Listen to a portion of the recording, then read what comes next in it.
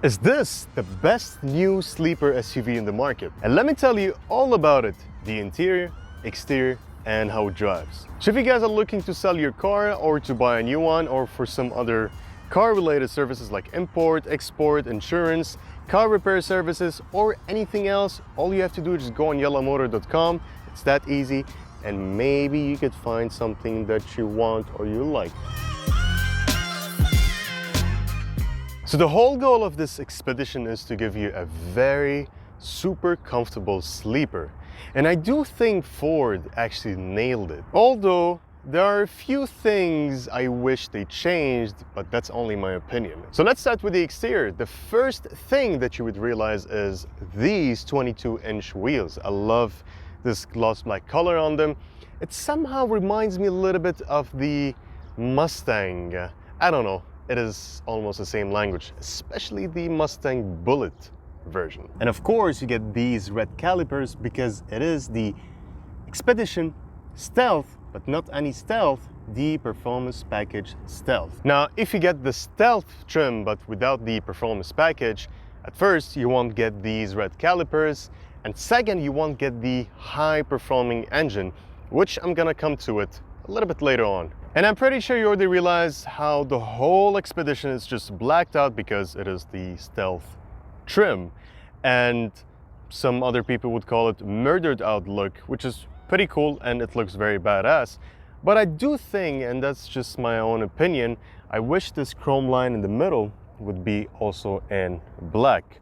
I don't know, maybe that's a thing in all American SUVs. They have to add a little bit of chrome to show you that there is a little bit of luxury. I don't know. That's maybe my own understanding on this whole philosophy.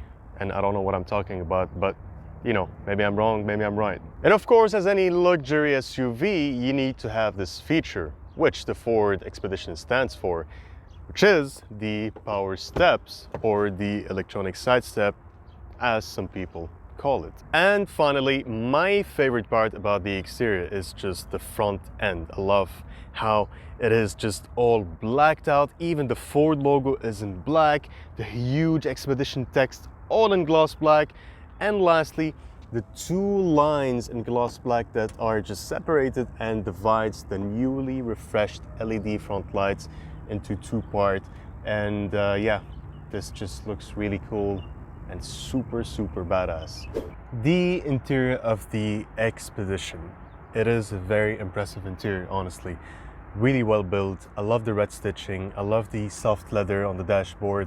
And there's a certain drawing on the compartment that's on the passenger side. I love the drawing, how it's done. It looks like some modern art drawing. At first I thought this was some type of like forged carbon or something, but apparently not. But it does look nice. It adds a little bit of you know, this nice touch to it. Other than that, let's start with the steering wheel. It's all wrapped with leather. You can sorry for that, guys. My voice is broken today, so yeah, please bear with me. So yeah, the steering wheel has the audio controls on the right. You can control also the cluster screen from there. On the left, you can control your cruise control, which is an adaptive cruise control. It is very smart, very smooth. In general, the seating position is just very comfortable. I could do really long rides with this. For the infotainment system, I think this is the biggest infotainment system I've ever seen in a Ford. It's a 15.5-inch infotainment system. It just looks really nice. Everything looks clear and crisp. You do have Apple CarPlay and Android Auto. The good thing about it is it's all wireless compatible, so you don't need wires to do that. The downside about it is you can't really control the AC through buttons or knobs. You have to do it through the screen. Now, good thing about the screen is it is very nice, clear and crisp. Again, sorry I'm repeating myself, but at the same time it does lag sometimes. So if I want to go to the AC controls, let's say, it's just gonna take a little bit of time to go there. And yeah, just I wish this was a little bit faster, but other than that, I can't complain about the infotainment system. It has everything you need: the radio, phone, navigation, media, of course the Android Auto and Apple CarPlay. And you do have a function I just discovered right now, which I never knew about this, the sketch function. You could actually sketch stuff on the screen, and this is just really, really cool. You can even select the color, and yeah, I do think maybe you're with your wife or with your kids or your friends and you want to show them something, so you can use this feature. And yeah. As for the middle, you get the same type of material that's on the dashboard, the, how I called it at first, the modern art material. It looks really nice. You get the a knob to control your gearbox. Just there's something that annoyed me a little bit, which if you shift it to manual mode, if you press on the M button and you wanna, you know, upshift and downshift gears, you have to press on buttons. Now, this is something in Ford which always annoyed me. For example, in those 2011, 2014 Mustangs, you don't have paddle shifters, you don't have the typical gear lever, standard shifter where you just, you know, push it or pull it to shift through gears.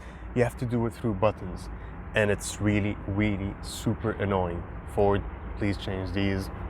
Put some paddle shifters, because this is a performance vehicle. Paddle shifters makes more sense, and these buttons are just really, really a killer, let's say. Now you can change through your drive modes. You get the normal, eco, sport, tow haul, mud ruts, sand, and slippery. And we go back to normal. And of course, if you want to change the drive system of the car, you can change it between 2 high, 4 low, and 4 high, because this is a four-wheel drive system, of course. Other than that, you get 2 cup holders, a small compartment. I love how you just open the door, very smooth, feels very, you know, high quality, with 2 USB inputs and a wireless phone charger. And coming to the favorite part about the center console, which is how the center armrest feel. You can just put your hands on long drive. You can, you know, drive with all ease and comfort. And when you open this, you get a refrigerator in the middle from a company, a very famous company called Dometic. They're very famous to do so, you know, ACs and cooling system. And yeah, this would be really, really practical if I want to put my beverages, you know, food and drinks over here. Makes your life way much better. Now, coming to the driver part, in front of me I got the cluster screen, which this is a cluster screen from the F-150. For the infotainment screen, it is from the Mustang Mach-E. Okay, so now for the cluster screen, you get a lot of options to look at. So you get the driver assistance, you can configure your own my view of the cluster screen. I can go through the power distribution screen, the off-road screen, the seat belts, show you whatever the seats, you know, if there's somebody who's not putting his seat belt on, the tire pressure, the trip computer. That's interesting actually. Right now I'm actually doing 16.6 liter for each 100 kilometer, and that's for a journey of 2,098 kilometer, which is really not bad, because a lot of other people drove the car before me. Since I took the car, I think I only drove for like 300 kilometers. So that's, this average for all of these kilometer or distance is actually really good. And yeah, I just love how everything is just digital. And whenever you're shifting gears, it shows you, you know, that it's shifting from 1, 2, 3, 4, 5. I love that they're showing you this. In the middle of the dashboard, you get this small space where you could put maybe a cap or anything else, maybe a book or something. I love that they put this here. Other than that, also you get 22 speakers from Bang & Olufsen, and I can assure you that the music quality is really, really good. Now, I did not prepare myself for this because I was supposed to look for music that's non-copyrighted, so if I just put some music right now, maybe YouTube is gonna copyright the video, so I don't want to get that. I just want to avoid that totally, so yeah. And now I'm coming to the back seats. As you can see, guys, I'm not a tall person, I'm not a short person. I am around 180 centimeters, something like that. Look at the space I have between my knees and the front seats. This is just crazy. And even the space between my head and the roof. Just everything feels wide. This is just so nice. And I love how the door panel also has the same red stitching. It's just the same design language that is in the front. I love how the door feels. Even there's something that I like about Ford is to open the door, the way the handle feels or looks is just really, really, really nice. And you get a small pocket over here. And something else that really, surprised me with the Expedition is just the amount of cup holders that you have. If I just start to count them, I will never be able to finish because of how many are they inside. And in the middle, you can control your own dual climate control, which is really nice. Sorry, it's not dual climate control. My brain is fried because of the heat. I can't focus anymore. So you can control the fan over here in the middle. You get the Expedition text just written in the middle here. I wish this was replaced by the same material that was on the dashboard. Again, this is plastic. Looks cheap a little bit. Yeah, I just wish if they did the same. You get 2 cup holders for your middle row seaters. Now, of course, this has become a standard feature in any SUV that's supposed to, represent luxury, class, stuff like that. It is a fully electric tailgate. And now, because this is a 3-row SUV, so you do get less space over here, let's say, but you can order the one with a less row just to get more space for the boot. So that's an option that's available. Now, one of the things that I really liked is you don't have to manually fold the seats. The 3rd row and the 2nd row, you can do it electrically or automatically with a click of a button. So for 3L, if I just press this, it's gonna go slowly and fold. And for 3R, which is for the right side, it's gonna do the same. Now for the 2nd row, the 2L, it's gonna go down, but to put it up back, you need to do it manually. So it's only for the 3rd row. But good thing that you can do it here if you're holding something and you wanna put it in the boot without struggling or anything. All you have to do is just press the button and you're good to go. Now on the sides, you get these things where you can, I don't know, maybe you have a grocery bag or something, you can just put it on and it's gonna hold it here. I just love these bags of Ford. They never changed. I had these same bags for almost my previous Mustang was a 2013 Mustang. I had the same bag, and right now I have a 2015, 2017 Mustang, and it's still the same bag.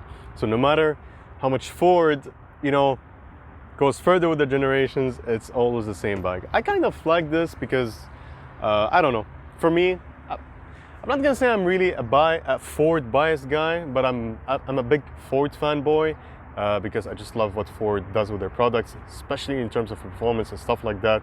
So whenever I see these, I just feels nice, Driving the Ford Expedition Stealth Performance Package. I mean, it is a really high performance vehicle in terms of engine, in terms of suspension, but nevertheless, the moment that you get in it and you start driving it, the first impression that you're gonna get is how big it is, how heavy it is. So it would take you a little bit of time to get used to it, let's say around corners, the acceleration, and how the brakes, just in general. Just to give you an idea how big this thing is. It is bigger than a Sequoia. It is higher and larger than an Escalade, but the Escalade is longer. And so you would get a little bit, just an idea how big this thing is. Now, in terms of comfort, I just love the seats, how they're just hugging me, they're large. Even the leather is not that, thin. It's really thick, it absorbs you. The way I'm driving right now, I can just rest my arm on the center armrest, just enjoy my drive. I can go on like that for like many hours without being tired. I love how the pedals are set to your seat, and you can even change the pedal placement, to match your height, your legs size, and everything. So you would be more comfortable. So they gave you all the choices to just set your own setting. My favorite part is the telescopic steering wheel. I love this, especially when it's electric, especially when you have a full range of motion for the steering wheel, just to really choose your favorite position and you're just 100% comfortable while you're driving. Now, in terms of braking, it has a really good brake. If I want to brake smooth, it's gonna do that, and if I want to just give it a really hard brake, it's gonna do that. Now, in terms of acceleration, it's just crazy. I mean, I do think this SUV is almost 3 ton. I did not check my facts, but I'm pretty sure that this is close to 2,500 kilos, 2,600 kilos. Now, in terms of acceleration, I mean, this engine is crazy. All right, it's the Raptor engine, okay, the 3.5 EcoBoost V6 turbo engine, producing around 440 horsepower and 700 Newton meter of torque. Crazy numbers, honestly. And with these numbers, with these crazy numbers, you wouldn't even feel how heavy this vehicle is. I mean, it's still a big and heavy vehicle and everything, but you always get that part of, damn, it is heavy. And of course, a lot of people want to know what's the fuel efficiency, because the price of fuel is going up these days. So it's not a really bad fuel efficiency, fuel consumption, sorry, number. It is around 7.6 liter for each kilometer, which is a very good average number for such a vehicle of this size. So I would say it's not bad. It's very modest. I like the number. It is not a bad number, honestly. In terms of noise insulation, it is very good. Right now I'm going around 100 kilometers per hour.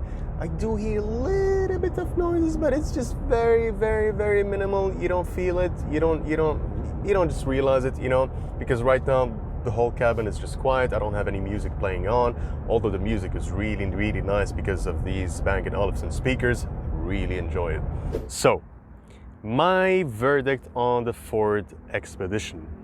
I do think it's a very impressive vehicle that offers a lot for the price. The exterior is stylish and sleek, while the interior is very spacious, comfortable, and loaded with a lot of features. It is a capable performance with its powerful engine, the sport-tuned suspension, and the off-road capabilities. So the price is around 333,795,000 dirhams.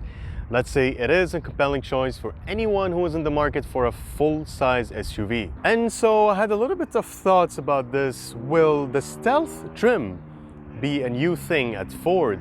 So would we maybe one day see a Mustang Stealth, or like an F-150 Stealth, or a Bronco Stealth? Could be not. But I do wish if this happens, because I do think that this trim is somehow cool. You know, I would love to see like a murdered out or blacked out, black on black Mustang. Same goes for the Bronco or the F-150. And I do think a lot of people would love that, especially Ford fans. Now, my question to you guys, do you really think that this SUV deserves this price or not? Let me know your opinions down in the comments, and see you on the next one, guys. Peace.